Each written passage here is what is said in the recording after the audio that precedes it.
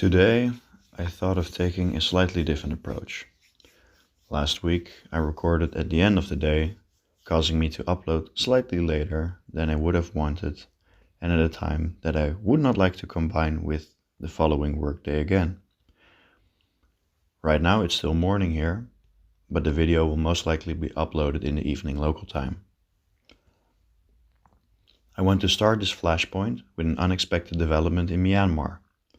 Danny Fenster, the journalist who just received his 11-year verdict, was released according to military sources, corroborated by American sources.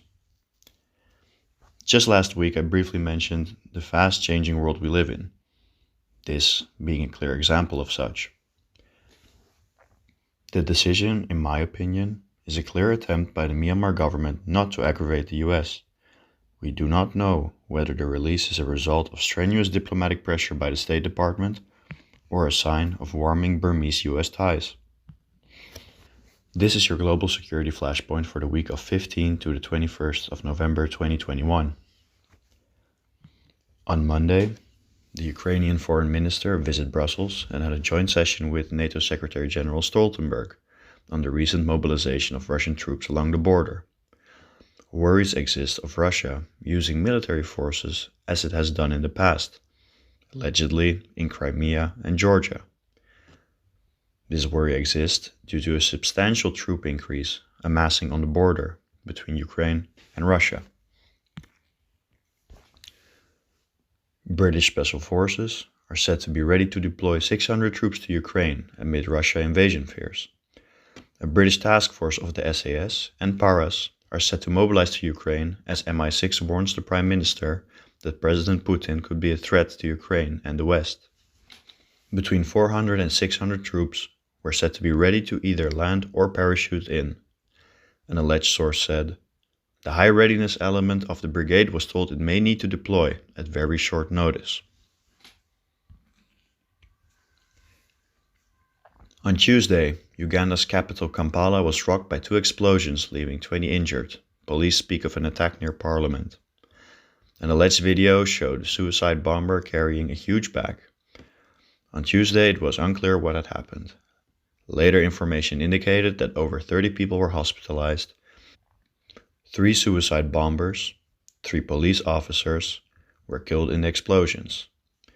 The Ugandan police reportedly shot dead 5 suspects and arrested 21 people, following twin suicide bombings claimed by the Allied Democratic Forces that killed 3 people.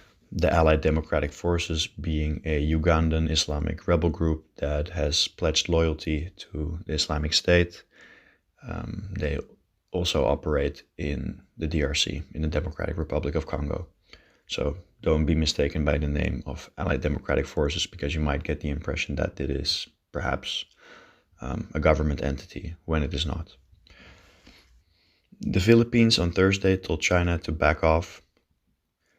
The Philippines on Thursday told China to, quote, back off, end quote, after 3 Chinese Coast Guard vessels illegally blocked and discharged water cannons on boats that were carrying supply to a military post on a Philippine-occupied atoll in the South China Sea. Acting presidential spokesman Carlo Alexei B. Nograles, in a statement on Thursday, said the Philippines condemns and will not back down from Chinese provocation. Foreign Affairs Secretary Teodoro L. Locsin Jr., in a separate statement earlier on Thursday, asserted that the acts of the Chinese Coast Guard vessels are, quote, illegal.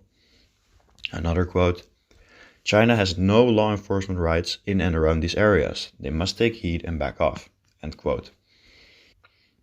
The top envoy pointed out that Ayungin Shoal, where the resupply boats were headed on Tuesday, is part of the Calayan Island Group, which is within the Philippines' exclusive economic zone. There will be no changes in the Philippines' provision of supplies to troops in Ayungin Shoal, he added. The Chinese embassy in Manila has yet to issue a statement on the incident. The failure to exercise self-restraint threatens the special relationship between the Philippines and China that President Rodrigo Duterte and President Xi Jinping have worked hard to nurture, Mr. Locsin said.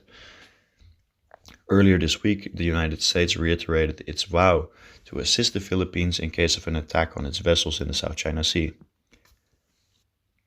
The US State Department affirmed the United Nations-backed arbitral award that invalidated China's claim to more than 80% of the waterway and the application of the Mutual Defense Treaty in case of an armed attack on Philippine armed forces, public vessels, or aircrafts in the waterway.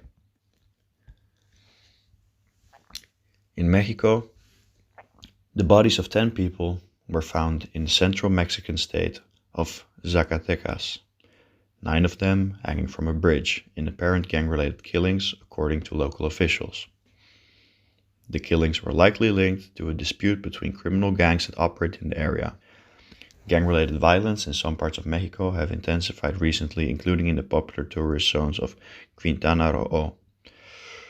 President Andrés Manuel López Obrador said on Wednesday that National Guard troops will permanently deploy to Cancun and the surrounding area following an uptick in violent incidents, including the death of 2 tourists in the resort of Tulum who were caught in gang crossfire. Lastly, on Friday, hundreds of Libyans protested in Tripoli against, quote, war criminals running in next month's presidential elections after Eastern strongman Khalifa Haftar and the son of ousted dictator Muammar Gaddafi announced bids. Demonstrators stamped on posters of Haftar and Saif al-Islam Gaddafi and voiced anger over a controversial electoral law criticized for bypassing due process and favoring a bid by Haftar. The protests come at the end of a week that saw both Haftar and Gaddafi registered to run in the 24 December election, which is part of a United Nations-led process attempting to draw a line under a decade of conflict since the fall and killing of Gaddafi Sr. in the 2011 revolt. But the run-up to the vote has been marked by bitter divisions over the legal and constitutional framework, and many in western Libya have rejected any run by Haftar, who led a devastating but ultimately unsuccessful campaign to seize the capital before he was pushed back in 2020.